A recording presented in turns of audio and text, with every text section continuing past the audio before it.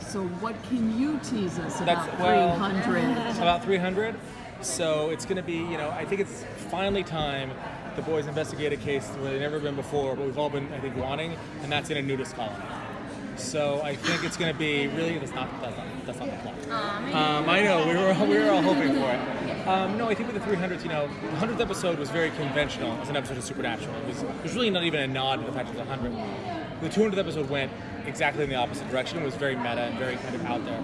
I think the 300th kind of is in the middle, and the idea is basically behind it is, Sam and Dean live in this bunker. They lived in this bunker for a number of years. This bunker is located in Lebanon, Kansas. We've never actually seen Lebanon, Kansas. And so the idea is, especially the people in that town who are like, here are these two guys that drive through in this muscle car, and they just came to the dry cleaners, but I think there was blood on their shirt. And so this idea that how other people kind of view them, with the story kind of embedded in it, Sam, Dean, Cass, and everybody else, and allows us to kind of give different views on Sam and Dean. I think will ultimately end up being a really cool love letter to the show. You thought I was going to say T season 14. That's right, exactly. All right, to T 300. season 14. Exactly. T season 14? So I think with season 14, the question becomes, the big news is obviously that Michael is here, he isn't Dean is gone. How does everyone react to that? I think more and more as we get into it, there's just a certain chaotic nature, there's a certain chaotic thread that runs through the season of Supernatural. Because a lot of the kind of power structures that have existed for the past few seasons, they're gone. There's nobody running hell. There's nobody running heaven. I mean, there is, but heaven is such a, there are 10 angels left. You know what I mean? They're not really a player. Humans and monsters continue to be chaotic and kind of at each other's throats. So there's really no one in charge, and that obviously creates a lot of opportunity for someone like Michael to step in and possibly be the guy that could be in charge, if that's what he wants. Because Michael is not a guy who wants to come and rule the world as it is right now. Michael has a very specific view of what he wants the world to be, and that is not our world. He tried to get it in the last world. Even he would say that it did not work out. But you know what? He's got a second chance. So he's going to go, in a different way that gets to the same result, which is a world he considers purified and worthy of him. So last season was a really emotional one for all the characters. Mm-hmm. Which will be the tone for the next one? I think the tone remains the same. I mean, the show lives and dies on emotion more than anything else. As much as we think, as much as the spectacle can be fun and the jokes can be fun, ultimately people tune in for the emotion, for the melodrama that exists. So I don't think we ever want to move quite too much away from that. I think this season it gets amped up quite a bit because obviously, Dean, who's been the big brother, literally, The Rock, is gone. And so what do you do then? I think it's kind of the question that everyone's asking at the beginning of the season. How long will Michael be possessing Dean? Can you tell us that?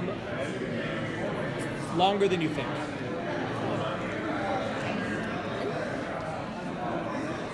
We have more hunters. I really miss the first couple of seasons. We had a really active support system of other hunters and family members for them. Yeah, I mean, it's interesting because Sam and Dean kind of inherit, or Sam specifically since Dean is indisposed at the moment, inherited 25 people from Apocalypse World who came through the rift with them.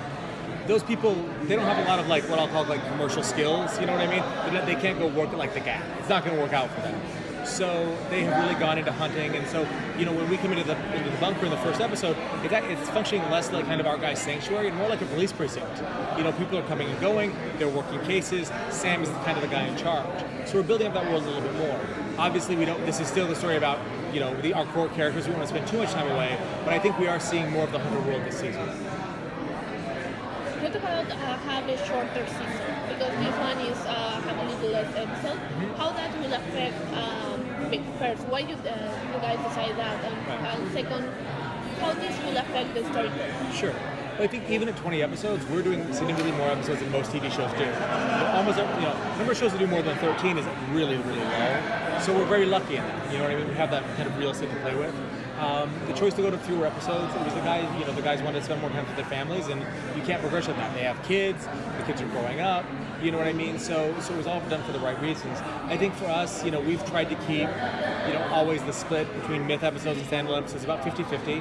We want to continue to keep that split, basically. So what that means is you're going to lose some myth and you're going to lose some standalones. But at the end of the day, our hope is to keep the overall feel, pace, and tone of the show the same. How do you keep it fresh after almost 300 episodes? Do you have still a running document of ideas? I wouldn't say that. I mean, we have a running document of ideas we've used, and that becomes the hardest thing. But honestly, we can always do a vampire story. You know what I mean? You can always do a scary story. What makes it different is how does it affect your main characters. And as long as the characters can grow and adapt, even a very basic ghost story can feel very different. Sam and Dean working a story about, let's just say, for example, about a father who lost a son and the son is now a ghost. In season 1, that had a certain vibe on it because Sam and Dean would have identified with the kid, right? They had issues with their dad. Well, now they're going to identify more with the dad, and they're going to have issues with the kid. So you can tell a very similar story, but it feels very, very different because of where the characters are and how they evolve over the course of 14 seasons. Maybe a monster of the week, and especially a monster of the week from other cultures and countries. You know what? That's something we like to play with a little bit. And we do have some stuff kind of teed up that we're kind of working out. I would say for us, the go-to monsters tend to be our most effective, only because even a lot of monsters from other cultures kind of feel like it's a vampire, but it's like Greek. You know what I mean? And so making that distinction is kind of harder, but it's always something we're looking for.